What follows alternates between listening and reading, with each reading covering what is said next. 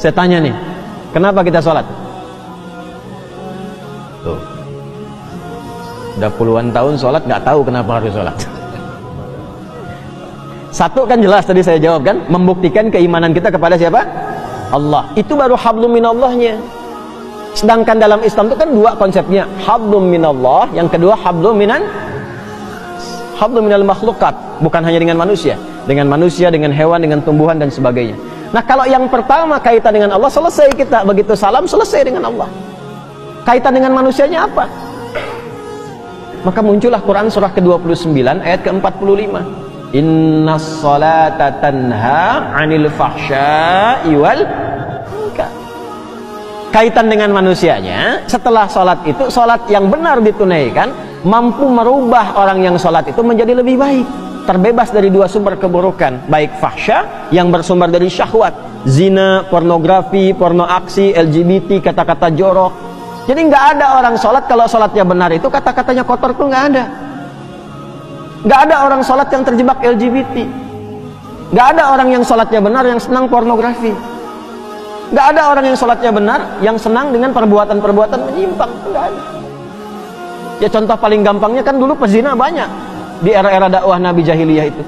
Dan semua jenis zina mereka itu khatam. Semua jenis zina khatam.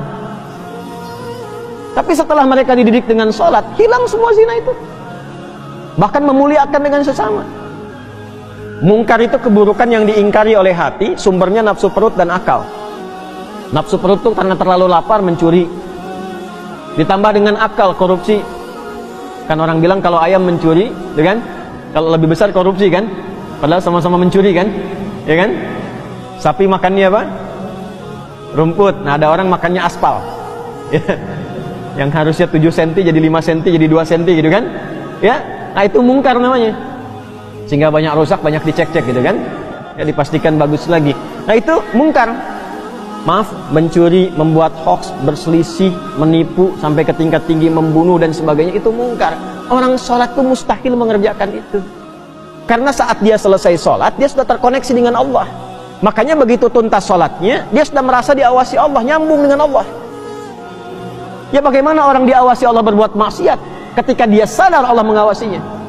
Itu yang dimaksud Quran surah ke-4 An-Nisa ayat 103. فَإِذَا قَضَيْتُمُ الصَّلَاةَ فَاذْكُرُوا اللَّهَ قِيَامًا وَقُعُودًا وَعَلَى جُنُوبِكُمْ. Kalau engkau sudah tuntas mengerjakan sholat, maka engkau akan punya koneksi. Kalau benar sholatmu, engkau terkoneksi dengan Allah. Zikir itu terkoneksi, nyambung. Kalau merasa belum connect karena banyak pikiran dunia, padahal harusnya dibuang. Ya, makanya saat sholat kan kita mengangkat begini kan? Itu diantara ilmu hikmahnya, ketika sedang sholat tuh buang urusan dunia ke belakang, jangan dibawa. Pasrahkan diri kita sepenuhnya pada Allah, buang ke belakang. Ini kadang yang terjadi, tangannya begini, dunianya malah ikut. Makanya ketika takbir itu, lisan mengucapkan Allahu Akbar, tapi di pikirannya, handphonemu akbar, proyekku akbar, sendalku akbar, jemuranku akbar. Karena dunia ikut. Kan? Sering terjadi begitu ya? Ya? Kembali. Nah, ini yang menjadikan manfaat sholat gak diraih. Akhirnya apa? Tanha anil fahsya'i wal munkarnya gak dapat. Konektivitasnya berkurang. Untuk menutup itu pasca sholat, kemudian diajarkan zikir. Kenapa akhirnya istighfar, zikir pertama yang kita ucapkan? Kan pada sholat itu, Assalamualaikum warahmatullah. Salam itu menutup sholat. Assalamualaikum warahmatullahi wabarakatuh. Assalamualaikum warahmatullahi wabarakatuh. Selesai nih. Bukankah setelah itu istighfar? Istighfar dulu kan? Kenapa zikir pertama urutannya istighfar? Karena kita memohon ampun kepada Allah, karena barangkali yang harusnya khusyuk itu maksimal terganggu dengan keadaan pikiran yang tidak bisa dikontrol. Itulah sebabnya. Nah, istighfar itu membuka kita supaya menyambung terus, sehingga ketika subhanallah, alhamdulillah terkoneksi. Keluar dari masjid sudah ingat Allah. Makanya kalau keluar dari masjid ingat Allah, tidak akan pernah terjadi tertukar sendal. Ingat Allah. Nggak ada kehilangan kotak infak. Nggak ada. Nah, kalau keluar dari masjid saja sudah bagus, apalagi dibawa ke rumah, dibawa ke kantor, nggak akan berbuat maksiat.